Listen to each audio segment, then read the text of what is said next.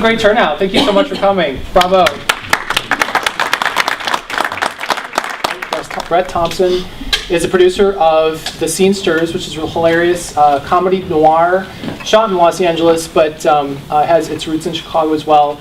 So at this time, please welcome Brett Thompson. I think actually the same weekend, we were in the Hollywood Film Festival and won Best Comedy there, and so we had a little bit of momentum all of a sudden.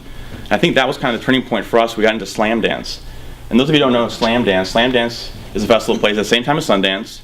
The idea was that Sundance was meant for independent filmmakers, and over the years that's really graduated to more of like mini majors making films. You know, it's hard to say it's truly an independent film when it's a $10 million budget and you've got Woody Harrelson and whoever else playing in it. So Slam Dance came around. It's a festival at the exact same time, same place as Sundance, and they catered towards us. You know, our budget was around $300,000, much smaller scale, truly independent, no real big name stars.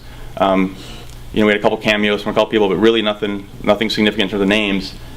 And that Slam Dance caters that for us. And Slam Dance, I didn't realize how big it was and how important it was. The day we got into Slam Dance, this was like, you know, December of that year, so a little bit after Austin. I think that kind of propelled us to get into Slam Dance.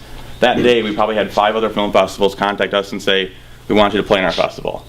And so from that day on, we didn't pay any more screening fees. We had people just contact us out of the blue to play at their festivals. And so we started playing more, and we started winning some awards, started building all this momentum. And so for Slam Dance, we knew that was kind of going to be our big climax, our big peak of festivals. And so we kind of went all out. We did our same gorilla thing. We had all the t-shirts and we had Zippo lighters with the Scenesters on it, and we're in town being obnoxious, and everyone knew about our movie. And again, we had a couple sold out screenings. We got best, most interesting film there.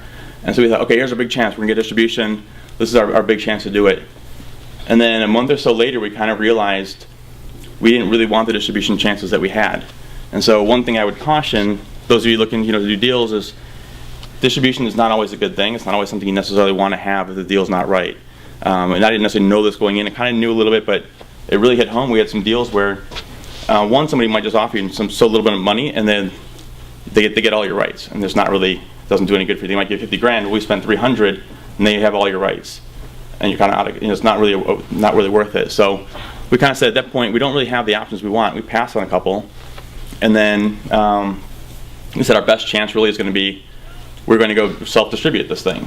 This is about a year ago. About a year ago, April-ish. At that point, we said we're going to self-distribute this thing. We'd won some more festivals, done some different things, but no real legitimate distribution offer.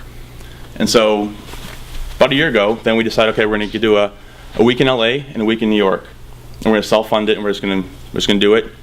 You can't get a lot of the national reviews unless you do a theatrical release. So we found a deal where normally the situation we do is it's called four-walling.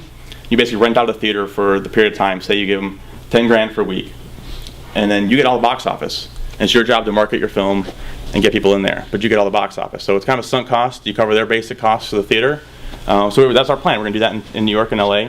We couldn't get a good deal in the right timing in New York, so we said we're just going to do LA. We actually found a better deal for us in LA, the theater called the Downtown Independent. And what it was, we got a basic profit sharing with them. We didn't pay anything, but we shared all the box office.